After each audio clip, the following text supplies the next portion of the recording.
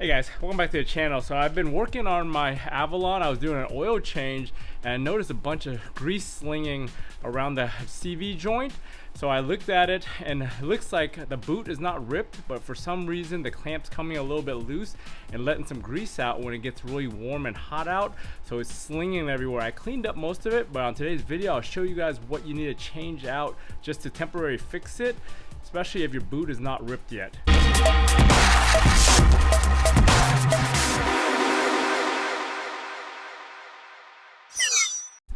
Alright, so I was changing the oil and I noticed a bunch of sling all over here, all up onto the engine block. I cleaned most of it during the oil change with some brake clean and super clean just to get it out of the way, but you can still see some residue left still up there right behind the bolt and hard to reach areas. I'll go ahead and clean that with some brake clean today once I'm done with this.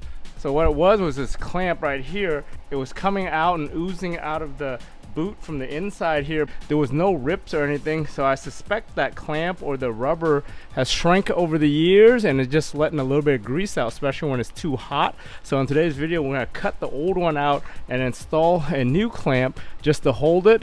I won't be changing it until this thing actually rips and slings real grease.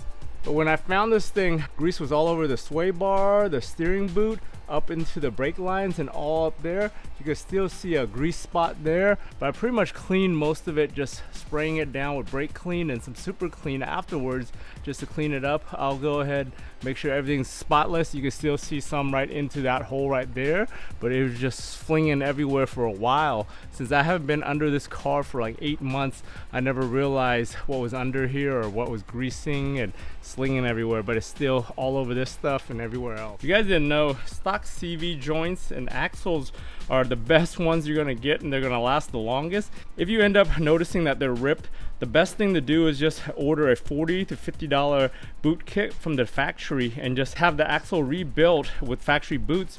That way it'll last forever basically, because the bearings and everything inside of here is probably top notch compared to aftermarket. You never really want to put aftermarket in here because those boots are going to actually fail prematurely. Plus, this thing's over 10 years old with 150,000 miles on it, and the boots are still good, especially in this Florida heat. So I'm gonna go ahead and just change that clamp out today just to make it easy. I have a little bit of grease from one of my other kits. I'll check when I slide it out to see how the grease looks and put some additional in if I need it. So what I'm using today is just some of these $5 aftermarket ones from Amazon. They'll work for now. They're good enough for what we need now just to get this thing temporarily sealed down. Ideally, you want to get the factory ones, which are OET or O-Tikers. Those are the best OEM ones you get out there. They come specially designed for the diameter, and they're marked on the edge of here on the OEM one. So when you buy an OEM kit, it comes with those. To clamp these ones down, which are these notch clamps right here, I've got a pair of pliers that I'm going to use to do the initial clamp, and then to do the full clamp I'm using this OEM tool right here that's designed to clamp that thing down all the way and get the most force on it. First thing I do is go ahead and clip that thing off, take that thing out, and see what's on the inside there.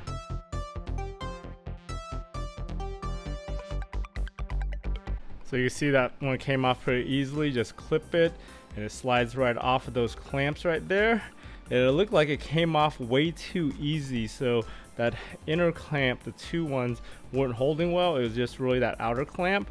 But you can see the OEM one right there is the OET, and the 102.5 millimeters is the bandwidth on this. So next thing we're gonna do, we're gonna go pop that thing out, just check the grease levels in there.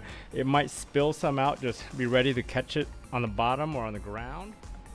As far as grease level, it looks pretty low, not empty, but I was expecting more on the boot itself, so I'll go get some and fill it up and then put it all back together. While it's open right here, I'm gonna go ahead and clean all around the rim right here just to make sure everything is clean first.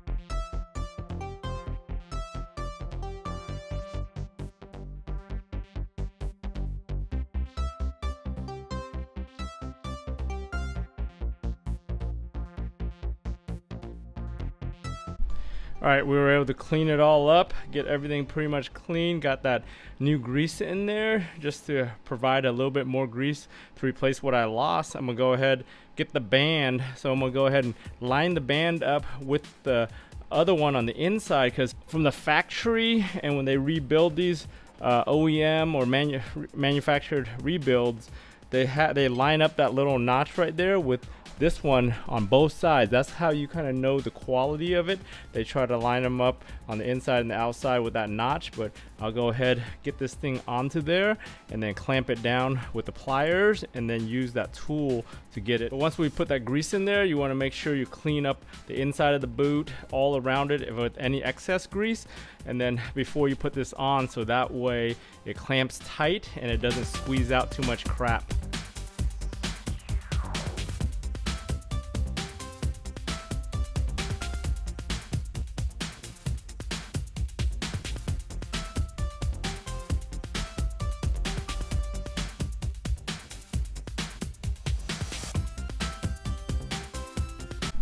So once you wrap the band around, you want to get it as tight as you can by hand and get those 3 notches to hook on there. That's the hardest part, trying to get it to hook, but that way you get the most bite and the most clamp on it and the pressure evenly all around the band. One of the things I just did, I have it not exactly lined up with that one, so I'm going to adjust it a little bit and move it over before we clamp it down. All right, so I got that thing lined up and as tight as I can. I make sure all 3 of the little hooks are hooked onto the grooves and the notches. So I'm gonna go ahead and start clamping it from underneath with the pliers first. Once I get a good grip with the pliers, I'll use that other tool to get it in there.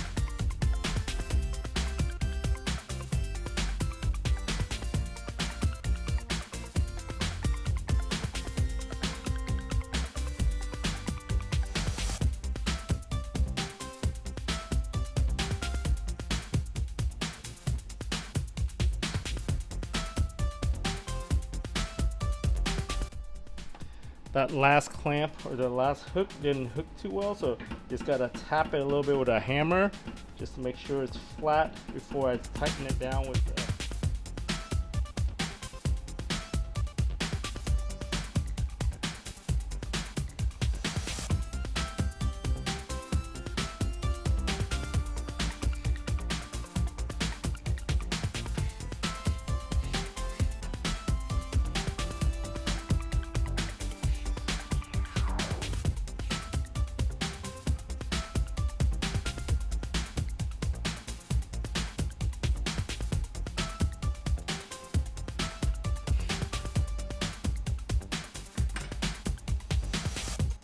Alright, we got everything back on. You can see that thing is as tight as it can get without worrying about it breaking or deforming. That's what one of the things you have to worry about with these aftermarket ones. You can see going around, there is a little bit of squeeze once we got that through. So I'm gonna have to wipe those things down right there before it slings any of that new grease when I'm driving. But pretty much this is it. I'll go ahead, clean up everything again with some brake clean just to get rid of all that other residual up there on the block and everything, and hopefully this thing doesn't leak anymore. Hey guys, thanks for joining me on this quick video on diagnosing that CV leak and just changing that strap. Hopefully this thing holds and it lets me ride this thing out for another couple years. If you found this video useful, give it a thumbs up. If you haven't subscribed to your channel, go ahead and subscribe to your channel. Turn on bell notifications to get notified every time I upload a video. For all these different DIY projects, if I can do it, you guys can do it. I want to thank you for watching, and I'll talk to you guys next time.